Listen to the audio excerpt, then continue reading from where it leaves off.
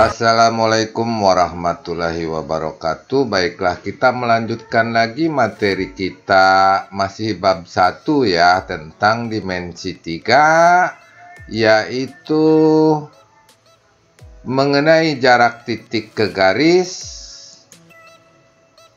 pada bagian yang pertama. Karena materinya cukup panjang, jadi kita bagi menjadi 2 bagian saja ya. Lanjut ke inti persoalannya. Jarak titik ke garis. Perhatikan ilustrasi berikut. Apakah yang dimaksud jarak sebuah titik ke sebuah garis? Jika diketahui sebuah titik, misalnya titik A. Perhatikan ini titik A. Dan sebuah garis, misalnya ruas garis BC. Perhatikan, ini adalah garis BC. Maka yang dimaksud jarak titik A ke garis BC adalah sebagai berikut. Proyeksikan titik A ke garis BC. Misal proyeksinya adalah A aksen. Perhatikan ke gambarnya. Jadi titik A ini diproyeksikan ke garis BC seperti ini ya. Dan bayangannya adalah A aksen. Sehingga A aksen tegak lurus BC. Perhatikan A aksen tegak lurus BC. A aksen adalah jarak titik A ke garis BC. Jadi A aksen itulah yang dimaksud jarak titik A ke garis BC. Selanjutnya hubungkan titik A ke titik B dan titik A ke titik C sehingga diperoleh rumus Pitagoras sebagai berikut. Jadi titik A kita hubungkan dengan titik B, titik A kita hubungkan dengan titik C, sehingga diperoleh rumus Pitagoras. Perhatikan segitiga A aksen C dan A aksen B yang tegak lurus atau siku-siku di A aksen. Maka diperoleh rumus Pitagoras ya, bahwa A aksen itu sama dengan akar dari AC kuadrat dikurangi ya, karena AC-nya kan sisi miring, dikurangi apa? A aksen C kuadrat. Atau kalau kita mengambil segitiga siku-siku A aksen B, diperoleh A aksen sama dengan akar dari AB kuadrat ya, sisi miringnya. AB kuadrat dikurangi A aksen B kuadrat. Nah, seperti itu ya. Inilah yang disebut rumus Pitagoras. Untuk lebih jelasnya bagaimana menggunakan rumus ini, kita lihat contohnya. Contoh persoalan. Diketahui kubus ABCDEFGH yang memiliki panjang rusuk 8 cm. Berapakah jarak titik A ke diagonal bidang EB? Masih ingat ya diagonal bidang? Penyelesaian. Gambar dulu kubusnya. Nah, ini kubusnya. Namanya A, B, C, D, E, F, G, H. Panjang rusuknya AB 8 ya.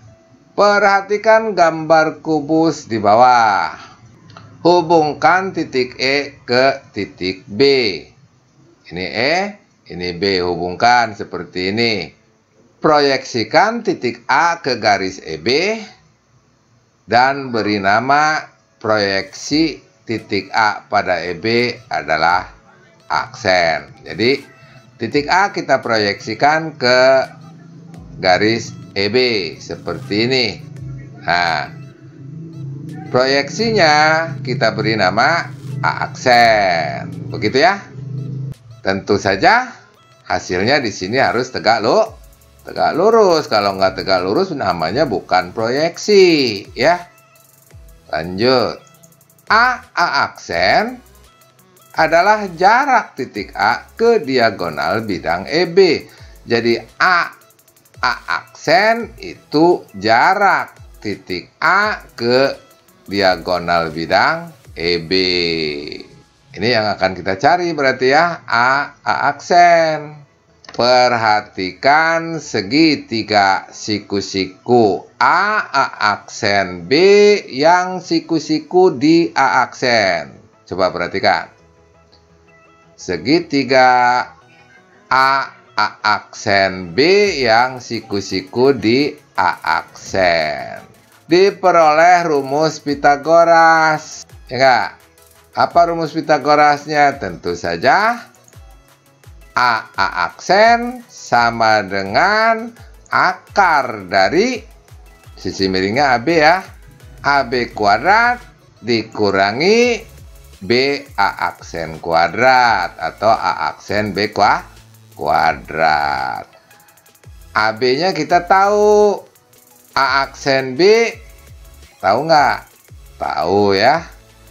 Nah, kita cari dulu. AB sama dengan 8 cm. A aksen B sama dengan setengah EB. Sama dengan setengah kali 8 akar 2 ya. Atau sama dengan 4 akar 2. Dari mana?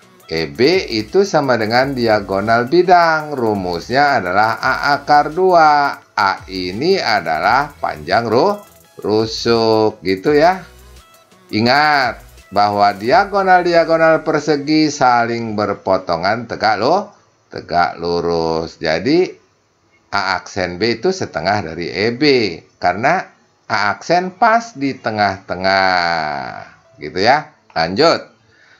Dengan demikian, A aksen sama dengan akar AB kuadrat berarti 8 kuadrat tambah A aksen B kuadrat berarti 4 akar 2 kuadrat. Kita sederhanakan menjadi akar dari 64 ya. 64 dikurangi 4 akar 2 kuadrat berarti 16 kali 2 32. Sederhanakan lagi sama dengan akar dari 64 kurang 32 adalah 32. Akar 32 bisa ditulis sebagai akar 16 kali 2. Akar 16 4, akar 2 tetap. Jadi sama dengan 4 akar 2. Jadi jarak titik A ke diagonal bidang EB sama dengan 4 akar 2 cm. Nah, demikianlah yang dapat saya jelaskan. Mudah-mudahan dapat dipahami. Sekian dulu. Jika kalian suka silahkan like, comment, and share. Dan jangan lupa dukung channel ini dengan cara subscribe. Dan hidupkan juga loncengnya. Sampai jumpa pada pembahasan bagian yang kedua.